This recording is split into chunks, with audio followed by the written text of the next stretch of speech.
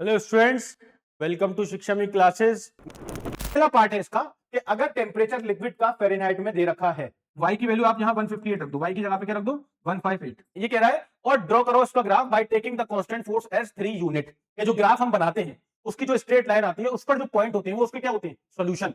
एक पॉलिनोमियल है q of x जो है cx प्लस d, ये दो पॉलिनोमियल है अलग अलग है। ये कह रहा है कि look at the first 3 stages of a growing pattern. और अगर n नेचुरल नहीं आता है तो मैचस्टिक का 200 का पैटर्न नहीं बना सकते। क्यों सर? तो यहां x का कोफिशिएंट c, यहां x का कोफिशिएंट 2, यानी कि c और 2 दोनों बराबर। c की वैल्यू 2 आ गई। अब c की, मैं हूं आपका मैथ्स एजुकेटर और आज हम बात करने वाले हैं एंड ऑफ एक्सरसाइज का पार्ट 2। पार्ट 1 में हमने 1 से लेकर 7 तक क्वेश्चन आपसे डिस्कस कर लिए थे। आई होप सारा सब कुछ आपने देख लिया होगा। आज बात करेंगे क्वेश्चन नंबर 8 से शुरू करेंगे और आज इस एक्सरसाइज को करने वाले हम वाइंड अप। आज ये एक्सरसाइज हमारी खत्म हो जाएगी, ठीक है। तो चलिए शुरू करते हैं एंड ऑफ एक्सरसाइज का क्वेश्चन नंबर 8।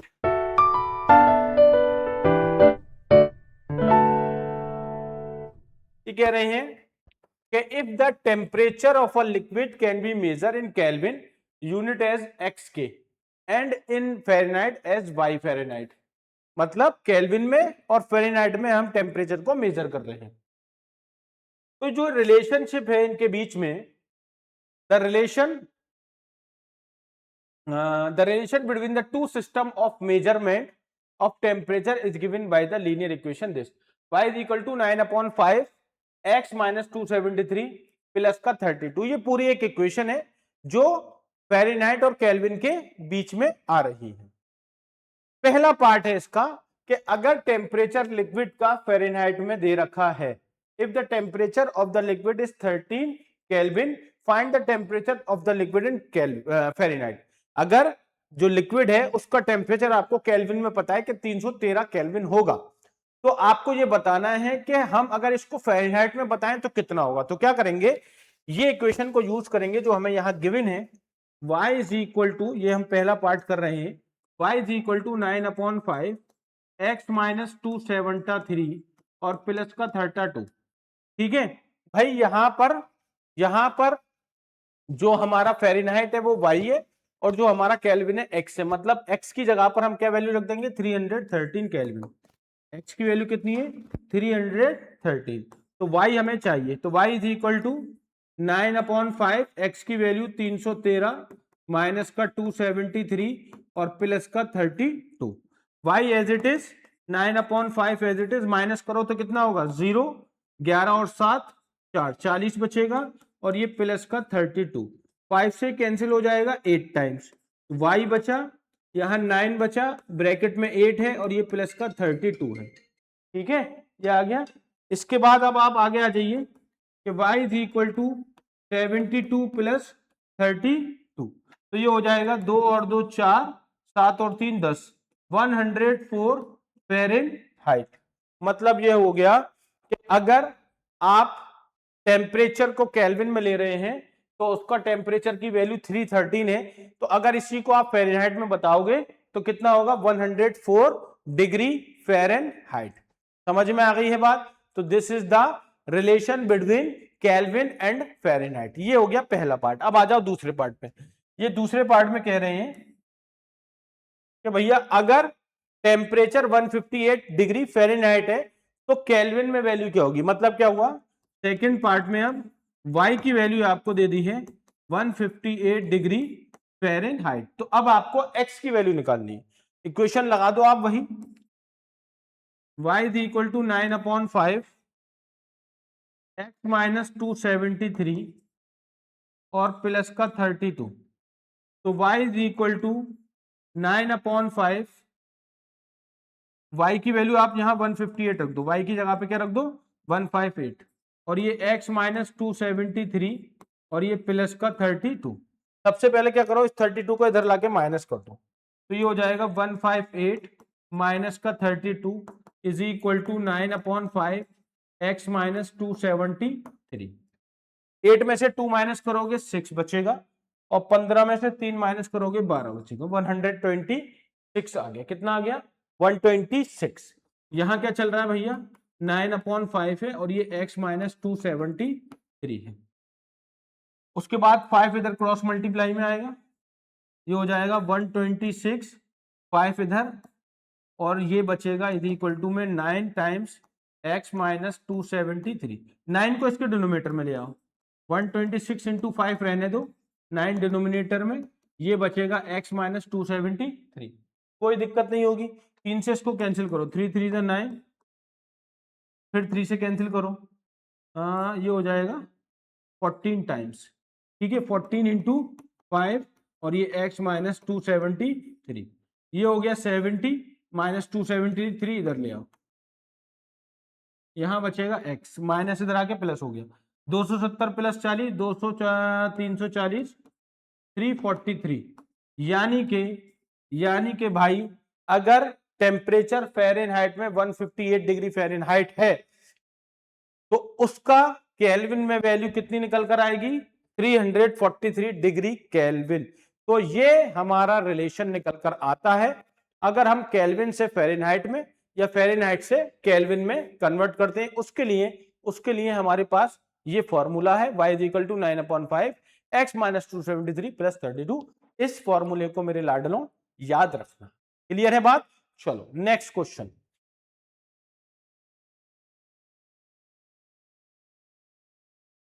अगला क्वेश्चन है कि the work done by a body on the application of constant force is the product of the constant force and the distance traveled by the body in the direction of the force।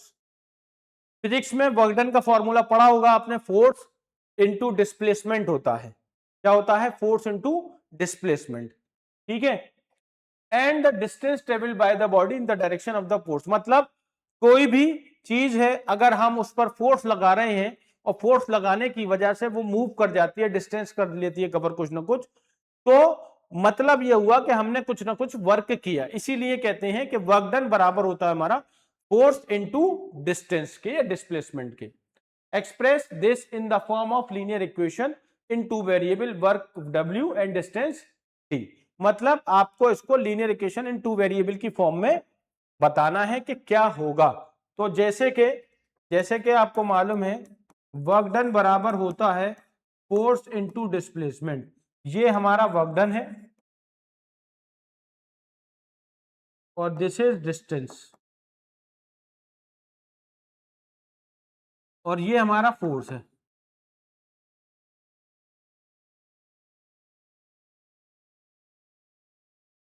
ठीक है, ये तीन चीजें हैं। ये कह रहा है और ड्रॉ करो इसका graph by taking the constant force as 3 unit.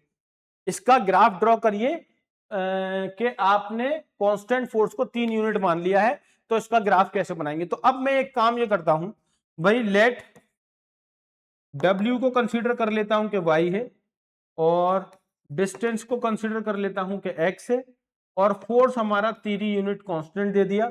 तो मेरी इक्वेशन क्या बन जाएगी भाई, वर्क डन की जगह y, वर्क डन की जगह y, फोर्स की जगह 3 और डिस्टेंस की जगह x। तो इक्वेशन बन गई y is equal to 3x। इसका ग्राफ मुझे बनाना है, y is equal to 3x का ग्राफ बनाना है। ठीक है, चलो का ग्राफ बना लेते हैं।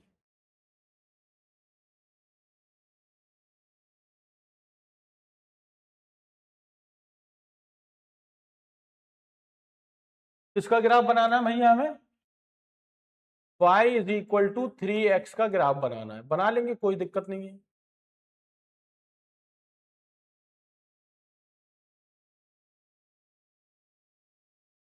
x अगर 0 तो y 0, x अगर 2 तो y कितना आ जाएगा 6। ये हमने इसके सॉल्यूशन निकाल दिए। अब हम क्या करेंगे, अब हम ये करेंगे भाई कि इसको ड्रॉ करेंगे ग्राफ पर। इसके लिए आप क्या करिए,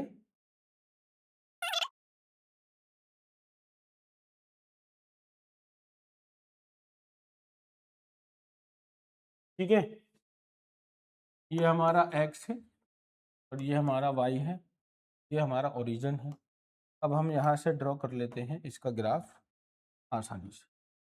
ये हो गया हमारा 1 2 3 4 5 6 7 8। ठीक है, ये हो गया हमारा 1 2 3 4 5 6। ठीक है, निगेटिव वैल्यू कोई है नहीं हमारी, तो इसको लिखने की जरूरत नहीं है, निगेटिव को हम इससे ही काम कर लेंगे अपना पूरा। ठीक है, अब आ जाओ, ये कह रहा है, ये कह रहा है क्वेश्चन में कि अगर x की वैल्यू 0 होगी तो y 0 होगा, जो कि यहाँ पर होगा। x 0 y 0 ओरिजिन पे होते ही यहाँ होगा। और अगर ये कह रहा है कि अगर x की वैल्यू 2 लोगे तो y 6 आएगा, x 2 लोगे तो y 6 हो गया, यानी कि ये यहाँ होगा। ठीक है साहब, अब आप इसको ड्रॉ कर दो।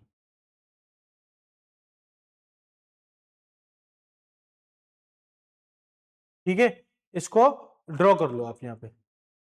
अब यहां पर आप क्या करोगे कि ये जो हमारी लाइन है तो यहां लिख दोगे कि भैया ये जो लाइन है वो y is equal to 6x की है, जिसमें आपके जो कोऑर्डिनेट है वो क्या है 2,6 है। मतलब डिस्टेंस अगर 2 ट्रेवल करेगा कोई तो उसका कितना होगा, वर्क डन कितना करेगा वो 6 करेगा। ठीक है, और ये जो हमारा कोऑर्डिनेट है वो हमारा ओरिजिन है, और इसके कोऑर्डिनेट आप जानते हो 0,0 होते हैं। ये ग्राफ बन गया y is equal to 6x का। समझ में आ गई, ये ग्राफ किसका, y is equal to 6x का, ये हमारा ग्राफ है। अब आप क्या करो, अब देखो अगली बात क्या कह रहा है आपसे। अगली बात आपसे ये कह रहा है कि भैया draw its graph by taking the constant force as 3 unit. तो हमने फोर्स को 3 यूनिट लिया, ये y इक्वल टू 3x आ गया, ग्राफ बना दिया इसका। आगे आगे कह रहा है what is the work done when the distance travel is 2 units. ठीक है, ये कह रहा है सेकंड पार्ट में, आगे वाले पार्ट में कह रहा है कि वर्क डन क्या होगा अगर फोर्स को मैं 2 ले लूं, तो y is equal to, work is equal to कितना था, वर्क इज इक्वल टू आपका था फोर्स इनटू डिस्टेंस। ठीक है, तो work is equal to, distance हमने कितना ले लिया था ऊपर 3 यूनिट, और फोर्स कितना मान लिया यहाँ पे 2, तो 2 इंटू 3 कितना आ गया, वर्क इज इक्वल टू 6 आ गया। वर्क कितना आना चाहिए 6, अगर डिस्टेंस 2 ट्रेवल करता है तो वर्क कितना आ जाएगा 6 आ जाएगा। ग्राफ पर आगे कह रहा था कि भैया इसको प्लॉट करो ग्राफ पर। ठीक है, जब ग्राफ पर प्लॉट करोगे आप तो वर्क कितना आ गया हमारा 6 आ गया। अब इसको कह रहा है कि इसको ग्राफ पर वेरीफाई करो आप। तो जब आप ग्राफ पर इसको वेरीफाई करोगे तो यहां पर हमारा ग्राफ था, देखो यहां पर डिस्टेंस था हमारा, हमने x को क्या माना था डिस्टेंस, y को क्या माना था वर्क। तो देखो डिस्टेंस अगर हमारा 2 है तो वर्क कितना आ रहा है 6, तो हमारा ये यहां से क्या हो रहा है वेरीफाई। देखो जब हम डिस्टेंस ट्रेवल कर रहे हैं यहां से ये, तो हमारा वर्क कितना आ रहा है 6, आ रहा है नहीं आ रहा। तो यही हमें वेरीफाई करना था कि अगर डिस्टेंस ट्रेवल 2 करेगा तो वर्क कितना आना चाहिए 6 आना चाहिए, 6 आ रहा है। ये हो गया हमारा ये वाला पार्ट। समझ में आ गई बात, कोई दिक्कत वाली बात नहीं है, बहुत सिंपल सी चीज थी कि वर्क डन का फॉर्मूला फोर्स इनटू डिस्प्लेसमेंट होता है। हमने कहा कि वर्क को मैंने y मान लिया है और डिस्टेंस को मैंने x मान लिया है। क्वेश्चन में था कि फोर्स 3 यूनिट है अगर, तो y is equal to 3x बना के इसका ग्राफ बनाओ, बना दिया। उसके बाद ये कह रहा था कि वर्क डन क्या होगा अगर डिस्टेंस ट्रेवल कर ले 2 यूनिट, डिस्टेंस कितना ट्रेवल कर ले 2 यूनिट ट्रेवल कर ले तो वर्क क्या होगा। तो 2 यूनिट ट्रेवल करने का मतलब फोर्स 2 हो गया। ठीक है, sorry sorry sorry sorry sorry sorry sorry sorry sorry sorry sorry, एक सेकेंड, एक सेकेंड रुक जाओ। फोर्स तो 3 था ना, गलती हो गई, फोर्स तो मेरा वर्क इज इक्वल टू, ये मिस्टेक हो गई मुझसे, फोर्स नहीं है, ये मेरा डिस्टेंस था कितना 2, और फोर्स इनटू डिस्टेंस होता है। फोर्स तो मेरा पहले ही दे रखा है ना पहले ही पार्ट में, force as a taking the constant force as 3 unit, तो यहां पर हमने इसकी जगह पे 3 ले लिया, डिस्टेंस हमारा 2 तो वर्क 6 आ रहा था, तो वो थोड़ा सा कंफ्यूजन हो गया, बात वही है। फोर्स फोर्स अभी भी हमारा जो है वो 3 यूनिट है, और जो हमारा डिस्टेंस है अगर डिस्टेंस 2 ले लेंगे तो वो वर्क की पूछ रहा है, तो डिस्टेंस हमारा 2 था तो वर्क हमारा 6 आ रहा था, जो कि हमने आपको ग्राफ से बता दिया है। कंफ्यूजन तो नहीं है कोई। Work is equal to force into distance, पहला पार्ट कि अगर फोर्स 3 यूनिट होगा तो इसका ग्राफ बनाकर दिखाओ। तो फोर्स को 3 यूनिट लिया, वर्क की जगह y रखा, डिस्टेंस की जगह x रखा, y is equal to 3x का ग्राफ बना लिया, जो कि आपको दे रखा ये है, ये ग्राफ बना लिया y is equal to 3x का। समझ में आ गई बात। अब देखो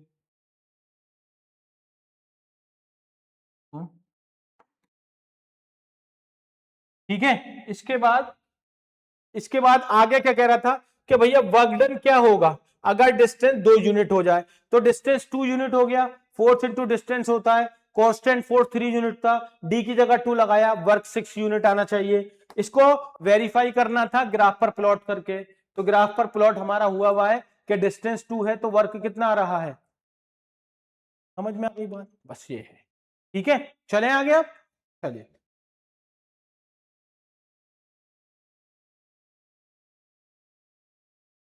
क्वेश्चन नंबर 10। क्वेश्चन नंबर 10 देखिए क्या कह रहा है, पढ़िए जरा एक बार, क्वेश्चन नंबर 10 पढ़ लीजिए।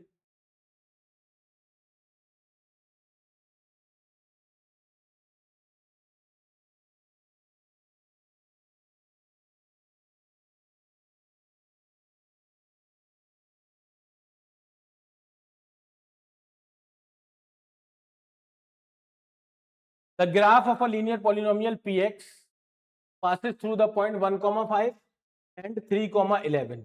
जो पॉलिनोमियल px है उसका ग्राफ दो जगह से पास हो रहा है, कहां से, 1,5 से और 3,11 से। पहला पार्ट क्या है कि पॉलिनोमियल बता दो भैया, क्या बता दो, पॉलिनोमियल बता दो। तो आपको एक चीज पता है, आप एक चीज जानते हो सॉल्यूशन फर्स्ट पार्ट का, कि जो पॉलिनोमियल होती है हमारी वो किस फॉर्म में होती है, ax प्लस बी की फॉर्म होती है। ये कह रहा है कि अगर ग्राफ इस पॉलिनोमियल px का 1,5 से पास हो रहा है, तो आप एक चीज जानते हो कि जो ग्राफ हम बनाते हैं उसकी जो स्ट्रेट लाइन आती है उस पर जो पॉइंट होते हैं वो उसके क्या होते हैं, सॉल्यूशन। कि अगर आप कोई ग्राफ बना रहे हो उस पर अगर कोई पॉइंट है या ग्राफ किसी पॉइंट से पास हो रहा है, तो वो जो पॉइंट होते हैं उसके सॉल्यूशन होते हैं। सॉल्यूशन का मतलब ये हमारी x की वैल्यू होती है, ये x होता है, ये y होता है। इसका मतलब वो इस सॉल्यूशन को क्या करने चाहिए, सेटिस्फाई करने चाहिए। तो आप क्या करोगे, आपको px मालूम है, px क्या होता है, y होता है, तो ये क्या हो गया, y is equal to a x plus b हो गया। तो आप जानते हैं भाई जो आपका पॉइंट है एक जहां से पास हो रही है P1, मैं इसको कह दूं 1,5, ये x है, y है, ये इस इक्वेशन को सेटिस्फाई करेगा, मतलब इस इक्वेशन के ये सॉल्यूशन है।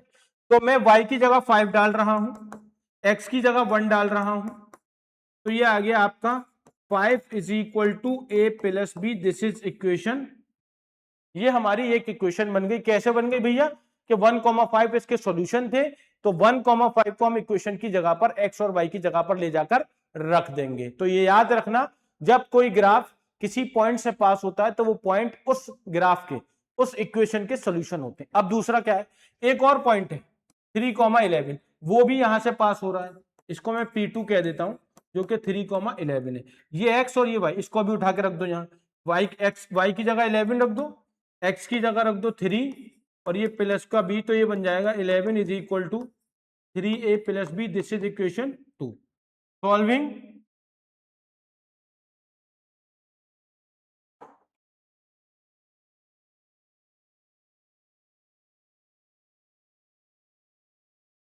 Solving equation 1 and 2। तो इक्वेशन 1 क्या है भैया, इक्वेशन 1 है a plus b is equal to 5, और इक्वेशन 2 क्या है, 3a plus b is equal to 11। मैं इसको सॉल्व कर रहा हूं, b के कोफिशिएंट सेम, साइन भी same, equation minus minus minus minus, plus का भी माइनस का भी दोनों कैंसिल हो जाएंगे। ठीक है, a में से 3a माइनस होगा, माइनस का 2a बचेगा, इक्वल टू 5 में से 11 माइनस करेंगे, माइनस का 6 बचेगा, ये कैंसिल। a की वैल्यू आ जाएगी 6/2, ये कैंसिल। तो a कितना आ गया भैया, a आ गया, the value of a is 3, the value of a is 3। अब इस a को उठाकर आप पहली या दूसरी किसी भी इक्वेशन में लगा दो, आपको b मिल जाएगा। तो मैं यहां लगा देता हूं दूसरी इक्वेशन में, दूसरी या पहली किसी में भी लगा दो, put the value of a in equation first. तो 3 को फर्स्ट में लगाओगे तो ये हो जाएगा 5 is equal to 3 plus b, तो ये आ गया 5 minus 3 is equal to b, 5 minus 3 यानी कि 2। तो b की वैल्यू कितनी आ गई भैया, 2 आ गई। तो यहां से हमारे पास a और b निकल कर आ गया। अब a और b को उठाना है और px में लगा देना है, put the value of a and b in P X. तो P X is equal to, a की जगह पे क्या रखोगे 3, तो ये बन जाएगा 3x, और बी की जगह पे क्या रखोगे 2, 3x प्लस 2। तो this is the value of polynomial with x। तो पी एक्स की वैल्यू आ गई 3x प्लस 2। कैसे आई? इक्वेशन दोनों सॉल्व की, ए और बी निकाला, ए और बी को उठाकर पॉलिनोमियल में डाल दिया, पी एक्स निकल के आ गया। इसके बाद कह रहा है कि find the coordinates where the graph of p x cuts the axis. आपको वो कोऑर्डिनेट बताने हैं जहां पर ये पॉलिनोमियल पी एक्स एक्सिस को कट करेगा, मतलब एक्स एक्सिस को कट करे और वाई एक्सिस को कट करे। तो इसके लिए हमें ये तो यही हो जाएगा, ये वाला part, second part, P x cuts x axis at x comma 0। कोई भी पॉलिनोमियल अगर एक्स एक्सिस पर कट कर रही है तो वहां वाई 0 होगा। तो y is equal to 3x plus 2 आपने निकाला है, y की वैल्यू 0 आ गई, ये 3x प्लस 2 हो गया, तो यहां से -2 हो जाएगा, प्लस 2 को इधर उठा के लाओगे -2, और ये 3x, तो x की वैल्यू क्या आ जाएगी -2/3। तो -2/3 का मतलब कि जो ग्राफ है वो कहां कट करेगा, -2/3, 0 पर, x एक्सिस पर ये जो px है वो -2/3, 0 पर कट करेगा। मतलब x एक्सिस के जो कोऑर्डिनेट होंगे जहां पर px का ग्राफ कट करेगा वो -2/3, 0 होंगे। कैसे निकाले? y की वैल्यू 0 डाल के। क्यों? क्योंकि x एक्सिस पर y 0 होता है। क्लियर? अब निकाल लो y एक्सिस पर। y एक्सिस पर निकालने के लिए आगे लेना ही पड़ेगा यार।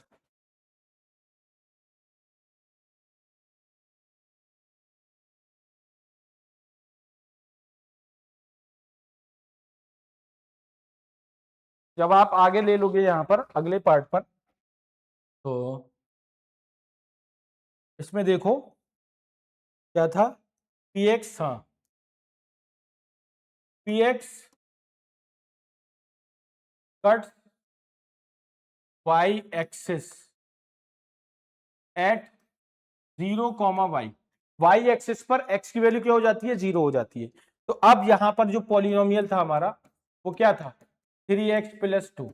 3x प्लस 2 का मतलब क्या होता है, y is equal to 3x plus 2 होता है। ठीक है, अब x की जगह पे क्या रखना है, 0 रखना है। तो y is equal to 3 into 0 plus 2।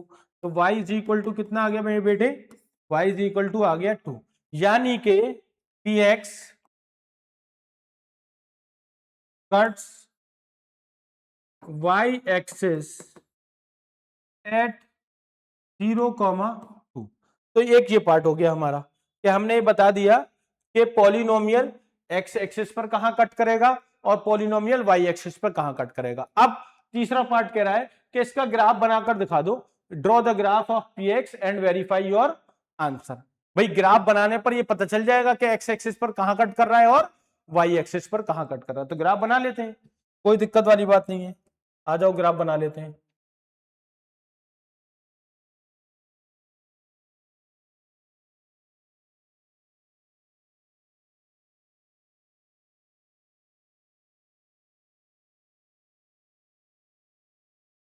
-2, -3, -4, -5, -6, 1, 2, 3, 4, 5, 6, -1, -2, -3, -4। ठीक है, कोई दिक्कत नहीं है। अब आपको मालूम है जो ग्राफ था हमारा, जो ग्राफ था वो क्या था, वो जो ग्राफ था वो था y is equal to 3x plus 2 था। भैया इसके सॉल्यूशन ले लेते हैं पहले हम।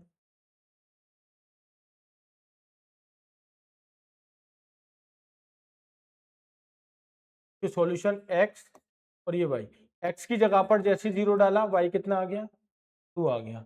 और अगर आपने y को 0 ले लिया, या आप ऐसे ले लो, आप एक काम ये करो, x की जगह पर आप 1 रख दो, y कितना आ जाएगा, 5 आ जाएगा। ये आ गया, ये हमने सॉल्यूशन ले लिया इसके। अब आप क्या करो, इसको प्लॉट कर लो। x0 y2, x की वैल्यू 0 y की वैल्यू 2 यहां पर होती है, ये आ गया x0 y2, और x की वैल्यू 1 y की वैल्यू 5 यहां कहीं पे होगी, ये आ गया भैया। इसको लेके आपने क्या कर दिया, मिला दिया यहाँ।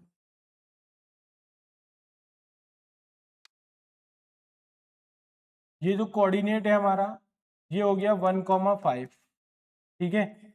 जहां पर ये y एक्सिस को इंटरसेक्ट कर रहा है वो हो गया 0,2, जहां पर ये x एक्सिस को इंटरसेक्ट कर रहा है वो हो गया माइनस का x एक्सिस को जहां पे इंटरसेक्ट कर रहा है वो हो जाएगा -2/3, देखो 1 से छोटा आ रहा है, देखो 1 से छोटा आ रहा है वैल्यू, तो -2/3 कितना होता है, 0.66 होता है, तो ये आ गया 0.66। तो हमसे यही तो कह रहा था वो, कि आपने जो ये कोऑर्डिनेट निकालने के -2/3, 0 पे होगा, और कहां पे होगा, और 0,2 पे होगा, तो y एक्सिस पे 0,2 पे होना चाहिए, और x एक्सिस पर -2/3, 0 पर होना चाहिए था। तो हमारा जो ग्राफ है y एक्सिस पर कहां कट कर रहा है, 0,2 पर, और x एक्सिस पर कहां कट कर रहा है, -2/3, 0 पर। यही हमें वेरीफाई करना था, हेंस वेरीफाइड। समझ में आ गई है बात? तो ऐसे कर लेंगे, बहुत सिंपल है, कोई दिक्कत वाली बात नहीं है, बहुत ही आसानी से इसको कर लिया जाएगा, कोई दिक्कत नहीं आएगी, ठीक है। चलिए नेक्स्ट क्वेश्चन पर चलेंगे। तो देख लिया क्वेश्चन, ये क्वेश्चन नंबर 11 की तरफ चलेंगे हम। क्वेश्चन नंबर 11 में जो बेसिकली आपसे बात कर रहा है उसमें कह रहा है कि एक पॉलिनोमियल है जो कि है ax प्लस बी, एक पॉलिनोमियल है q ऑफ x जो है cx प्लस डी। ये दो पॉलिनोमियल है, अलग अलग है, दो लीनियर पॉलिनोमियल है, और इस तरह से है कि p ऑफ 0 की वैल्यू रखोगे तो 5 है। इसका मतलब क्या होता है समझना, ये बड़ी इंपॉर्टेंट बात है। पहला पार्ट कि p ऑफ 0 का मतलब है 5, मतलब अगर x की जगह पर 0 रखोगे तो पूरी पॉलिनोमियल 5 बन जाएगी। अगर x की जगह पर, भाई ये p ऑफ x ही तो होता है, तो इसने x की जगह पे क्या रख दिया है, 0, तो ये कह रहे हैं कि अगर x की जगह पे आपने 0 रखा तो ये पूरी पॉलिनोमियल 5 बन जाएगी।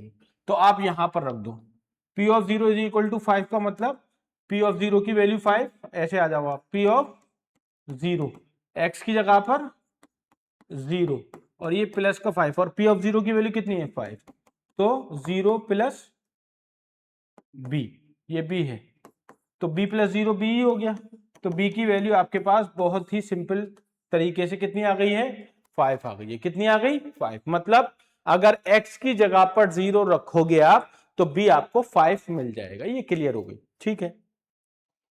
दूसरी बात, आपसे कह रहा है कि p ऑफ x और q ऑफ x को माइनस करो, ठीक है। The polynomial px minus qx cuts the axis at 3,0।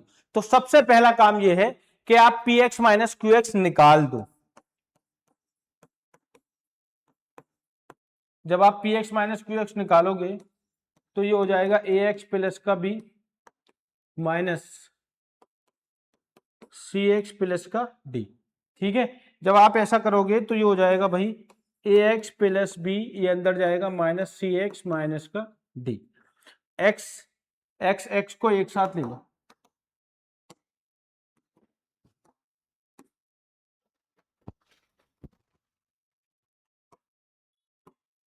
तो जब x को एक साथ ले लोगे तो ये हो जाएगा ax माइनस सी एक्स और प्लस का b माइनस का d।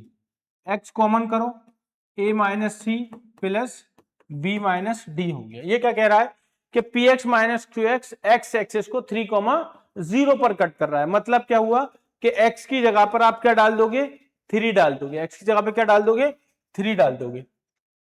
तो ये हो गया आपका 3, ये a माइनस सी और ये plus b minus D is equal to कितना आ जाएगा, 0, इज इक्वल टू 0 क्यों आ गया, क्योंकि ये y की वैल्यू कितनी है, 0 है, ठीक है।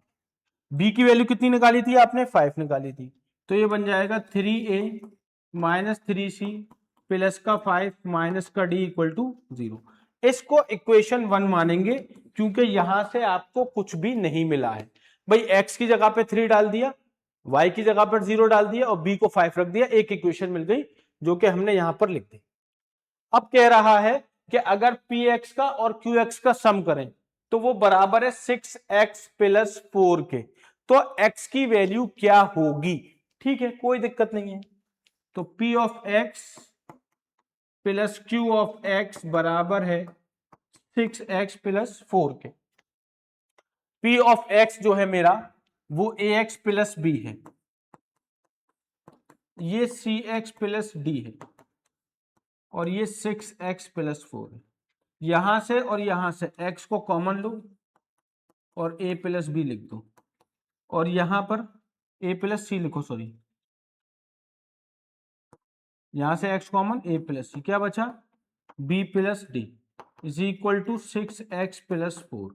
आप कंपेयर कर लो कोफिशिएंट को, यहां x का कोफिशिएंट 6, यहां x का coefficient a plus c, comparing coefficient. तो a प्लस सी की जो वैल्यू आएगी मेरे बच्चों, a प्लस सी जो आ जाएगा वो आ जाएगा 6, और b प्लस डी को देखोगे तो कितना है? 4 है। a प्लस सी और b प्लस डी यहां पर आपका मिल गया, ठीक है। अब यहां से आप क्या करो,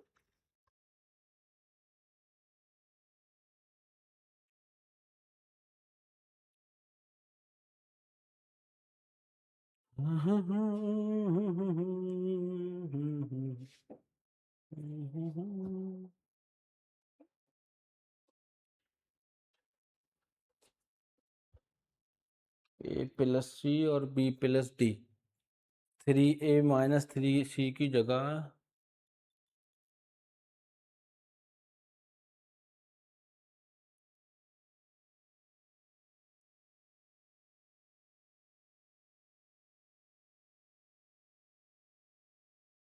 हाँ ठीक है, b की वैल्यू 5 डालो ना, यहां पर b की वैल्यू 5 है ना, पुट b इन इक्वेशन थर्ड, ये सेकंड है, ये थर्ड है। भाई b की वैल्यू कितनी थी? 5 थी, इसको उठा के यहां रख दो, तो b जैसे ही 5 रखोगे तो ये हो जाएगा 5 plus d is equal to 4, तो d की वैल्यू 4 माइनस 5, तो d आ गया माइनस का, the value of d is -1।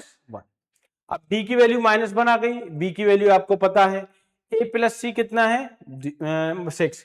अब आप b की और d की वैल्यू यहां उठा के रख दो, कहां पे? यहां पे, पुट d इन इक्वेशन 1, ठीक है। जब यहां रखोगे तो ये हो जाएगा 3a, ये हो जाएगा 3a माइनस 3c प्लस 5, और d की जगह -1, तो ये प्लस का 1 इक्वल टू 0, तो ये हो जाएगा 3a माइनस 3c प्लस 6 इक्वल टू 0, 3 कॉमन, तो a minus c plus 2 equal to 0, तो a minus c is equal to minus का 2, दिस इज इक्वेशन 4। भाई एक इक्वेशन a प्लस सी ये है, एक a minus c equal to -2 आ गई, तो a और c में दो इक्वेशन है, इनको मैं सॉल्व कर लूंगा। इनको सॉल्व करने के लिए मैं एक अलग पेज मुझे लेना पड़ेगा। तो इक्वेशन थी हमारी a plus c equal to 6, एक इक्वेशन है भैया a plus c equal to 6, और एक इक्वेशन है a minus c equal to -2।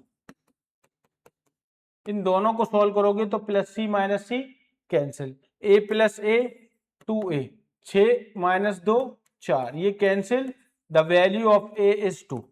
a की वैल्यू मेरे बच्चों कितनी आ गई? 2। अब a की वैल्यू उठाकर वहां रख दो, तो put a in equation second, ये सेकंड ही तो है अपना, और ये फोर्थ थी, तो आपने यहां रखा तो ये हो गई आपकी 2 plus c is equal to 6, c is equal to 6 minus 2, c is equal to 4। तो the value of a b c d are find known, मतलब हमने ए बी सी डी की वैल्यू को फाइंड कर लिया है। भाई हमारे पास बी ए आ गया, हमारे पास डी ए आ गया, और ए और सी हमने वहां निकाल दी। अब आपसे कह रहा है कि find the polynomial p x and Q x, simple, हमारे पास सारी चीजें हैं, हमारे पास सारी चीजें मौजूद हैं भाई। पी ऑफ एक्स कितना था, ए एक्स प्लस बी था, तो P of X is equal to a अपनी जगह पर, ठीक है, सॉरी ए की वैल्यू कितनी निकाली है 2, एक्स अपनी जगह पर और बी की वैल्यू 5, तो पी ऑफ एक्स कितना आ गया 2x प्लस 5।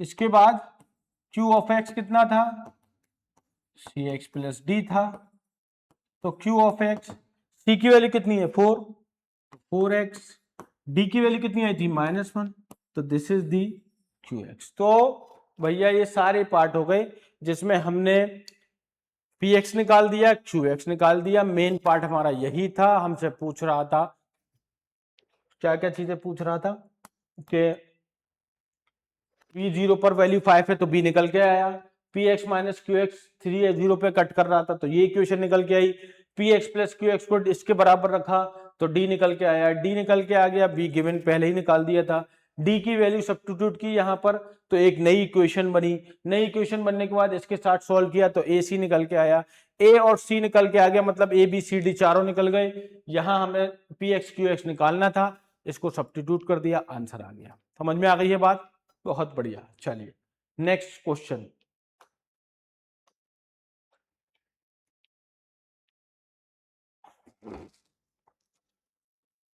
तो क्वेश्चन नंबर 12 ये कह रहा है कि look at the first 3 stages of a growing pattern.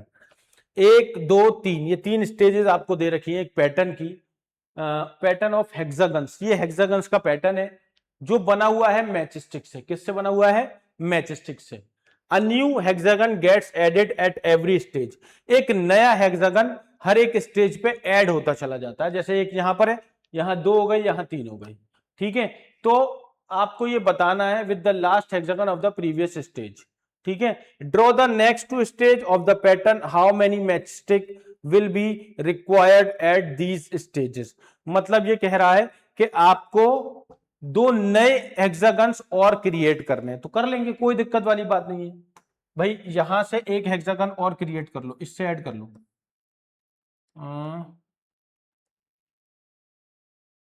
ये आप बना लो, यहां बना लो, कहीं बना लो, कोई दिक्कत वाली बात ही नहीं है। 1 2 3 4 5 6 कितने हो गए, ये एक हेक्सागन ये हमारा ऐड हो गया। ये कौन सी स्टेज हो गई, ये स्टेज 4 हो गई। जैसे मैं अलग से बना देता हूँ, चलो बुरा सा लग रहा है, ड्राइंग खराब है भाई मेरी, सुन लो। तो ये इसी को बना लेता हूँ, देखो ये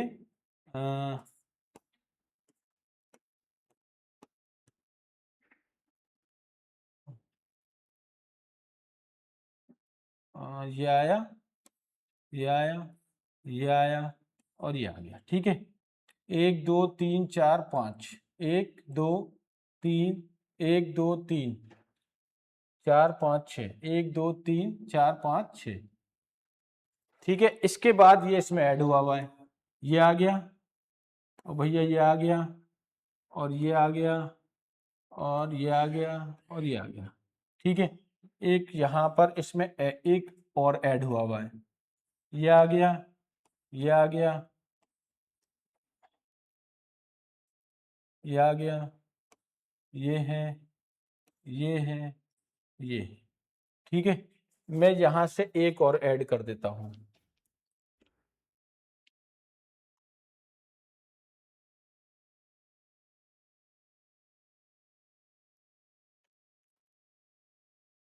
यहां से कर दूं,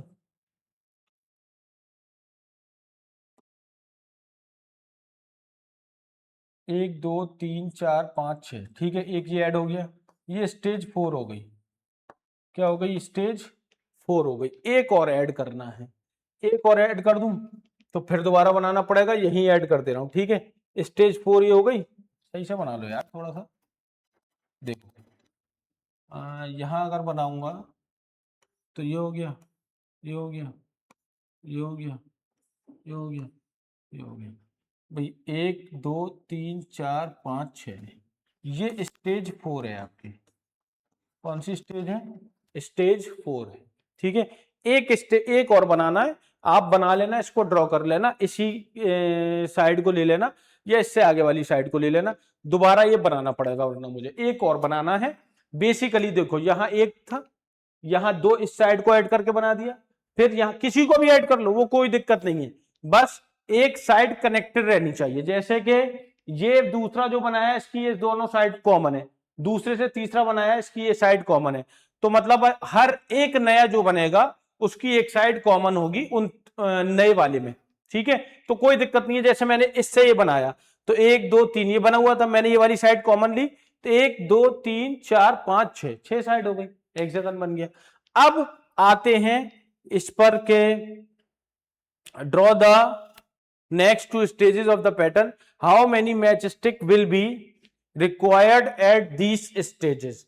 तो भाई देखो सुनो, यहां पर, यहां स्टेज 4 में कितनी मैच स्टिक रिक्वायर्ड होंगी, 1 2 3 4 5, 5 6 7 8 9 10 11 12 13 14 15 16 17 18 19 20 21। अब मैं आपको बताता हूं वन बाई वन, पहले वाले में कितनी थी, पहली स्टेज पे कितनी थी, ध्यान से समझना, पहली स्टेज पे कितनी थी, इस स्टेज पे कितनी थी, 6 मैच स्टिक, 6 थी, यहां कितनी ऐड हो गई, 5, कितनी हो गई, 11, 11 हो गई है। अब 11 तो पहले से है, और कितनी ऐड हो गई, 5, 11 और 5 कितनी हो गई, 16, यहां कितनी ऐड हो गई, 5 और 16 और 5 कितनी हो गई, 21। तो इस बनाने के लिए, स्टेज 4 पर जाने के लिए हमें 21 मैच स्टिक की जरूरत है, और अगर स्टेज 5 पर जाएंगे तो 27 की जरूरत है, ठीक है। अब ये कह रहा है कि following complete the following table, तो भैया यहां पर कितने की जरूरत है आपको, स्टेज नंबर 1 पर 6, स्टेज नंबर 2 पर 11, स्टेज नंबर 3 पर 11 और 5 16, 4 पर 21, 5 पर 26, 6 पर 31, एन पर कैसे निकालोगे, क्या पैटर्न बन रहा है क्या कुछ, आप ये देखो क्या पैटर्न बन रहा है कुछ, देखो एक हेक्सागन से दूसरे हेक्सागन बनाने के लिए टोटल तो 12 होना चाहिए, लेकिन ऐसा नहीं हो रहा है। जैसे मैं 6n लिख दूंगा तो n पहली स्टेज पर 6, दूसरी पे 12, तीसरी पर 18, नहीं ऐसा नहीं हो रहा है। तो क्या हो रहा है, हो ये रहा है यहां पर कि पहली स्टेज में तो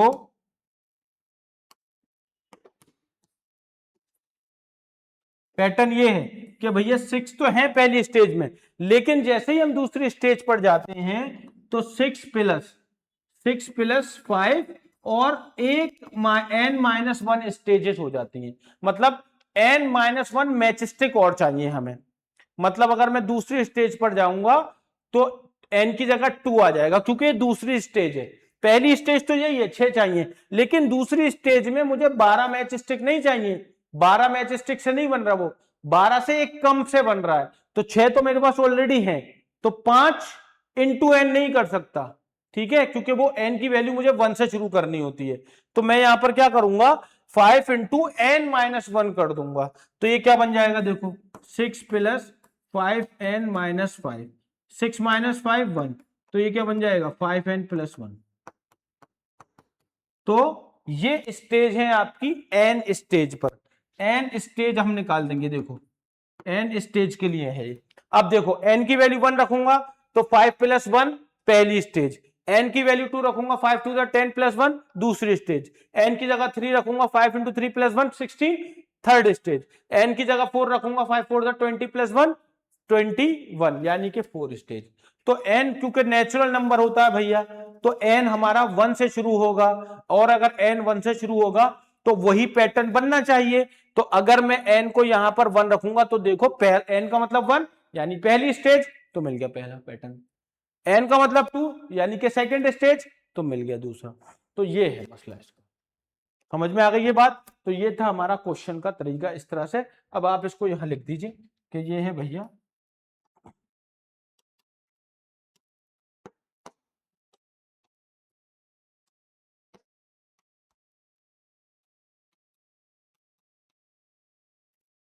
for n stage,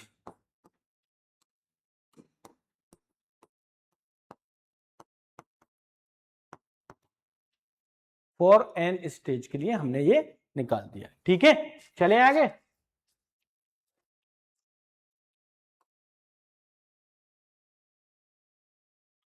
find the rule to determine the number of match stick required for the nth stage, निकाल दी।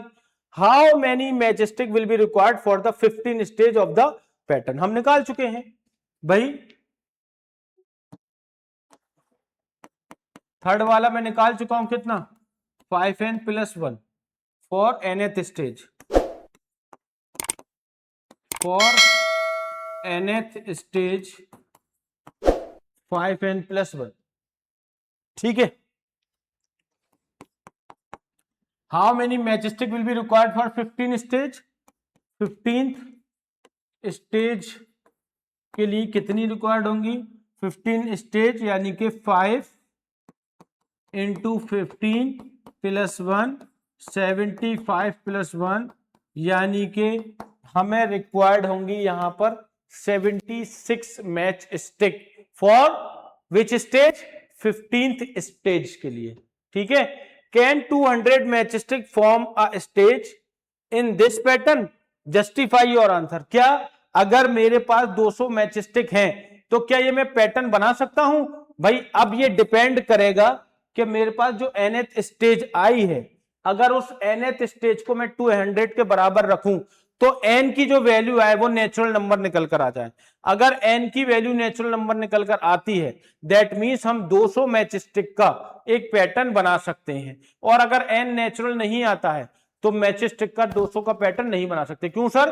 क्योंकि मेरे पास उसने 15th कहा तो मैंने n की वैल्यू 15 रखी तो 76 आ गया। 16 रखूंगा कुछ ना कुछ पैटर्न बनेगा, 17 रखूंगा कुछ पैटर्न बनेगा। लेकिन अब मुझे ये नहीं मालूम कि मेरे पास 200 मैच स्टिक हैं तो पैटर्न बनेगा नहीं बनेगा, ये कौन बनाएगा? ये बता देगा। अगर 5n + 1 बराबर 200 रखने पर n नेचुरल मिल गया तो मतलब आपकी नंबर पता चल जाएगा कि वो स्टेज कौन सी होगी जिससे कि 200 मैच स्टिक से पैटर्न बनेगा। जैसे कि 5n + 1 को मैंने 76 के बराबर रख दिया, समझ लो कि मेरे पास टोटल मैच स्टिक 76 थी, तो ये स्टेज कौन सी होगी? तो 5n 76 - 1 तो 5n = 75 कैंसिल, n = कितना आ गया, 15। तो कौन सी स्टेज होगी? अगर मेरे पास 76 मैच स्टिक है तो मैं कौन से नंबर का पैटर्न बना पाऊंगा? 15वां नंबर का। तो ये आ गया। और देखो यही यहां पर दे रखा था, समझ में आ गई बात? तो ये कहना चाह रहा हूं मैं कि अगर 200 मैच स्टिक से पैटर्न बनेगा तो n की वैल्यू नेचुरल निकल कर आएगी। क्लियर हो गई बात? ये है। चलो, तो we have 200 match sticks, can we form a pattern?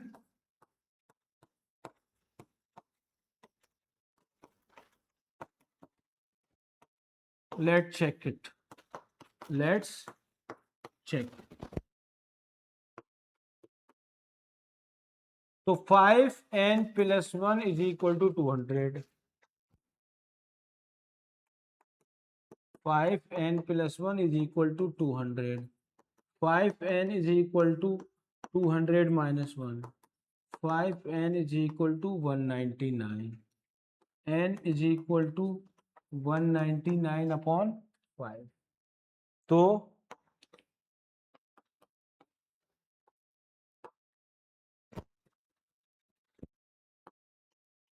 38.5, n = 38.5।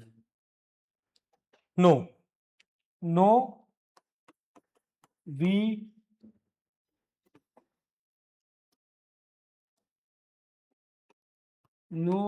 cannot draw a pattern with 200 match sticks. 200 match stick का हम कोई भी पैटर्न नहीं बना सकते। रीजन, क्योंकि n की वैल्यू डेसिमल में आ रही है और n हमारा नंबर है, और नंबर का मतलब होता है नेचुरल, क्योंकि हमने n को नेचुरल माना है, तो नेचुरल नंबर ही आना चाहिए, क्या है कितनी भी मैचस्टिक है। अगर वो n की वैल्यू आपको नेचुरल नहीं दे रहा, मतलब उतनी मैचस्टिक से आप पैटर्न नहीं बना पाओगे, तो वो मैचस्टिक कुछ ना कुछ आपके पास बच जाएंगी। पैटर्न तो बनेगा कुछ ना कुछ पैटर्न, लेकिन वो जो हम बना रहे हैं वो नहीं बन पाएगा। ठीक है, ये है क्वेश्चन नंबर 13। क्वेश्चन नंबर 13 बड़ा क्वेश्चन है लेकिन आसान है, कोई दिक्कत वाली बात नहीं है।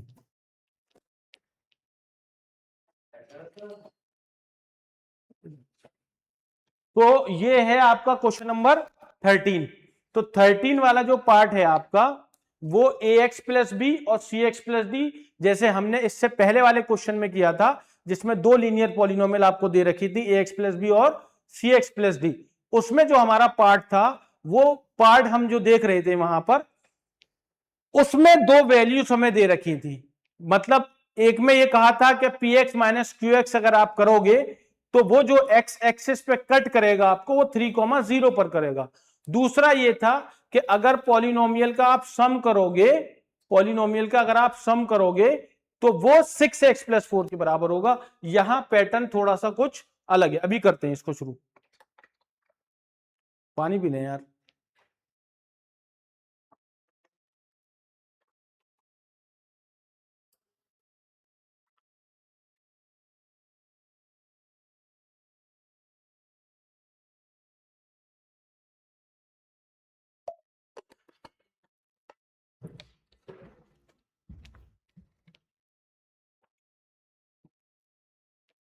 तो पी एक्स ए एक्स प्लस बी है, क्यू एक्स सी एक्स प्लस डी है, दो लीनियर पॉलिनोमियल हैं। पहला ग्राफ जो पी एक्स का है वो पास हो रहा है 2 3 और 6,11 से। किससे?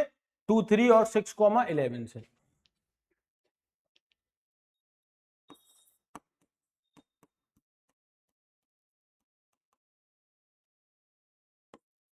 ए एक्स प्लस बी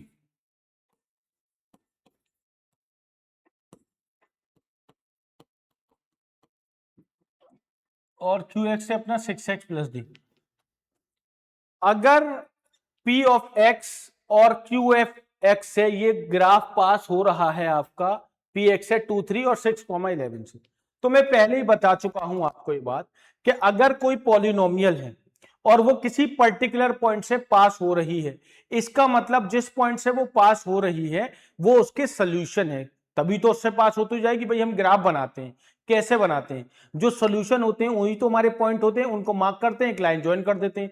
तो इसी तरह से अगर कोई पॉलिनोमियल किसी पॉइंट से पास हो रही है, इसका मतलब यह है कि वो उसके सॉल्यूशंस हैं। क्या है? उसके सॉल्यूशंस हैं। तो देखिए, एक पॉइंट है भैया 2,3 और दूसरा पॉइंट है भैया 6,11। तो अगर मैं यहां पर देखूं, x की वैल्यू 2 और y की वैल्यू 3 है, तो ये मेरा क्या होता है? ये मेरा होता है y is equal to a x plus b. तो y की जगह पर मैंने रख दिया 3, x की जगह पर मैंने रख दिया 2, ये हो गया प्लस बी। तो ये हो गया 3a is equal to 2a plus b. This is equation 1। This is equation 1। इसके बाद आ जाओ आप अगले पर। भाई 6,11 भी इससे पास हो रहा है, तो इसको भी यहां रखो। 11 y की जगह पर, x की जगह पर 6 प्लस का b. 11 is equal to 6a plus b. This is equation 2। ये बन गई दो इक्वेशन। अब मैं इन दोनों इक्वेशन को करूंगा सॉल्व। ठीक है, जब मैं इन दोनों इक्वेशन को सॉल्व करूंगा, सॉल्विंग इक्वेशन 1 एंड 2, तो ये आ जाएगा अपना 3 is equal to 2a plus b, और दूसरा 11 is equal to 6a plus b. Minus minus minus, ये इससे कैंसिल, 3 माइनस 11 माइनस का 8, 2 माइनस 6 माइनस का 4, माइनस से माइनस कैंसिल, इससे cancel. The value of A is 2। The value of A is ठीक है, अब इस a की वैल्यू को उठाइए, इक्वेशन 1 या 2 कहीं भी डाल दीजिए। Put the value of a in equation first, तो यहां डालेंगे इसको, तो 3 is equal to 2 into 2 plus b, 3 is equal to 4 plus b, 3 minus 4 is equal to b, minus 1 is equal to b. तो the value of b is -1, एक value हमारे पास निकल कर आ गई। अब आप क्या करोगे कि ए और बी की वैल्यू उठाओगे और पॉलिनोमियल में डाल दोगे। Put a and b in equation in P X, sorry in P X, तो P of x is equal to a की जगह पर ए की वैल्यू 2, तो 2x और b की वैल्यू -1, तो कितना आ गया?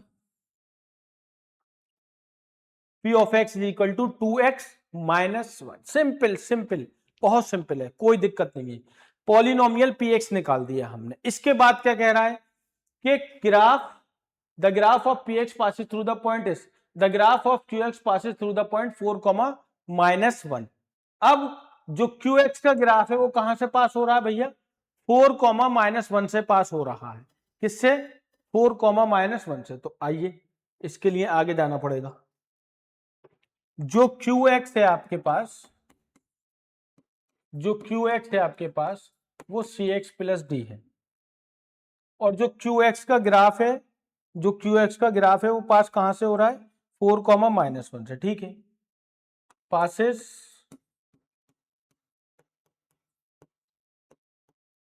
थ्रू 4, -1, तो आप इसमें लगा दो, ये y इज इक्वल टू कितना हो जाएगा? cx plus D. y की वैल्यू -1 और x की वैल्यू 4c माइनस डी, तो ये आ गया 4c minus D is equal to -1। ये आ गई वैल्यू निकल के। The graph of qx is parallel to the graph of px।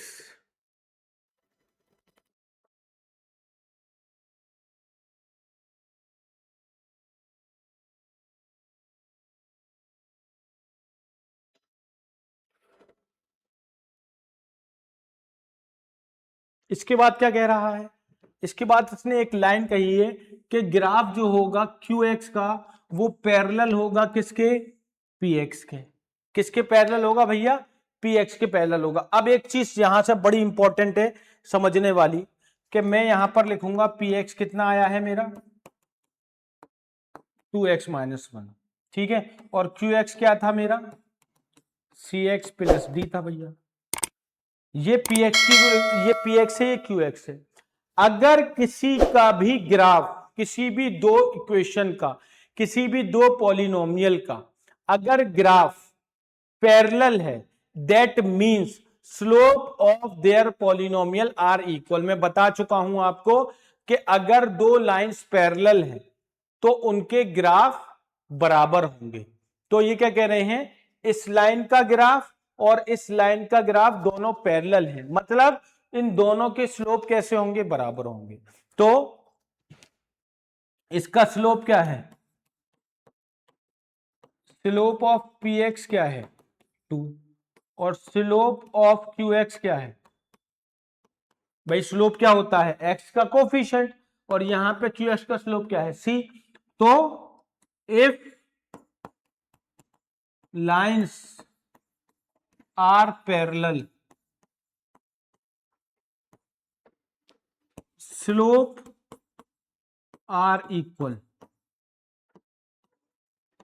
तो c और 2 की वैल्यू क्या हो जाएगी? c की वैल्यू क्या हो जाएगी? बराबर। ठीक है, c की वैल्यू क्या हो जाएगी? 2। क्यों?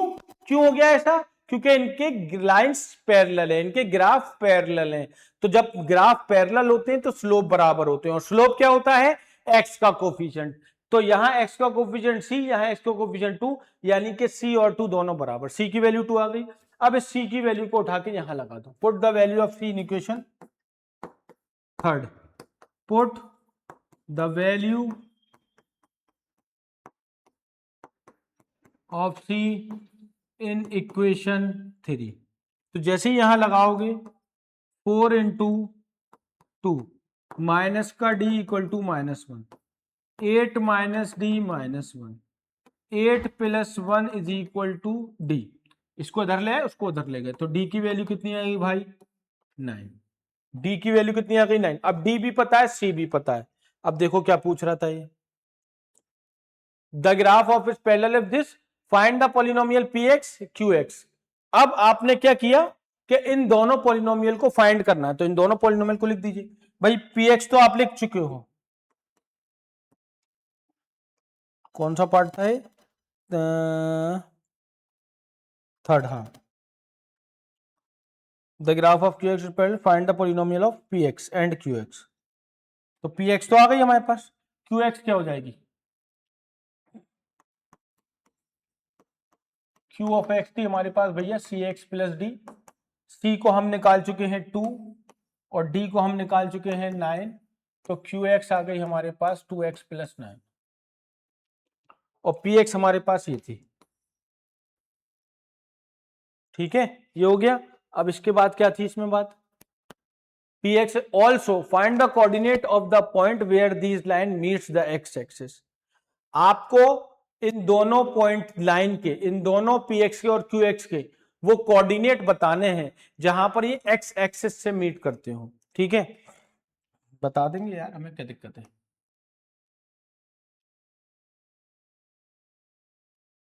P of x meets the x axis at x, 0। तो भैया P of x अगर x एक्सिस पर मीट कर रही है तो y कोऑर्डिनेट 0, तो y is equal to 2x - 1, y की जगह पर 0, 2x - 1, तो ये हो जाएगा 0 इज -1 इधर ले आओ तो 1 इज इक्वल टू 2x, तो x की वैल्यू आ जाती है 1/2, x की वैल्यू 1/2। तो कोऑर्डिनेट क्या आ जाएंगे, कोऑर्डिनेट आ जाएंगे 1/2, ये कोऑर्डिनेट आ गए किसके, जहां पर P of x x axis पर मीट करेगी उसके। ठीक है, अब इसके बाद Q ऑफ x के निकाल दो। Q ऑफ x कितना है, cx + d है, ये भी y is equal to cx + d, y is equal to Q of x cx + d नहीं, Q ऑफ x है 2x + 9, तो भैया y is equal to 2x + 9, y की वैल्यू 0, 2x + 9 माइनस का 9/2 इज इक्वल टू x। तो इसके coordinate क्या आ जाएंगे, इसको p कह दो और इसको q कह दो, कोऑर्डिनेट कितने आ गए, माइनस का 9/2, 0। तो ये वो कोऑर्डिनेट्स हैं जहां पर ये x एक्सिस को मीट करेंगे, मतलब जहां पर लाइन x एक्सिस को कट करेगी। अगर p ऑफ x को देखें तो 1,2, 1/2, 0 पर करेगी और q ऑफ x -9/2, 0 पर करेगी। समझ में आ गई है बात। तो ये था भाई इस पूरे क्वेश्चन का मामला। ठीक है, इसको देख लीजिए एक बार, कोई दिक्कत परेशानी इसमें आए तो बताइए।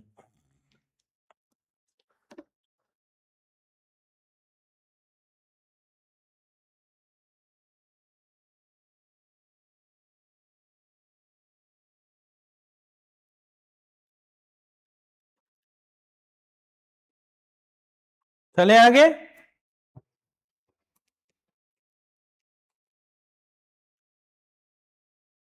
What do all linear function of the form f(x) is equal to ax plus a have in common? What do all linear function of the form f(x) is equal to ax plus a where a greater than 0 have in common?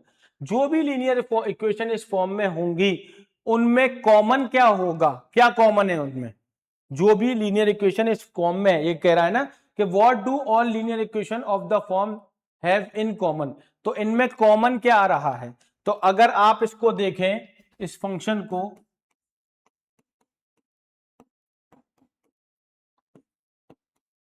तो common क्या है, the coefficient of x and the constant term, this is the common term. ठीक है, बहुत simple है, कुछ भी नहीं है इसमें। अच्छा, ये था हमारा एंड ऑफ एक्सरसाइज का पार्ट। आज ये हमारा एंड ऑफ एक्सरसाइज का पार्ट हो चुका है कंप्लीट। चैप्टर 2 की सारी डिटेल, एक एक क्वेश्चन, सब कुछ मैंने कराया है आपको इसमें। अब बस आपका ये काम है कि आप इसको जाकर कर लीजिए। जितनी भी चीजें जो भी हो सकती हैं वो सारी चीजें आप इसमें कर लीजिए, किसी तरह की कोई दिक्कत नहीं आएगी। और इसके नोट्स भी प्रोवाइड कर दिए जाएंगे, इसके नोट्स में भी कोई दिक्कत नहीं आने वाली है।